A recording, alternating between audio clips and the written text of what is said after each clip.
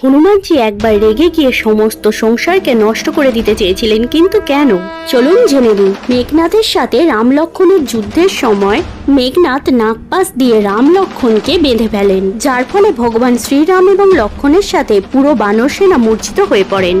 তখন হনুমানজি প্রভু শ্রীরামকে মূর্ছিত দেখে হনুমানজি ব্যাকুল হয়ে যান এবং এই নাগপাশ কাটার সম্ভাব্য চেষ্টা করেন।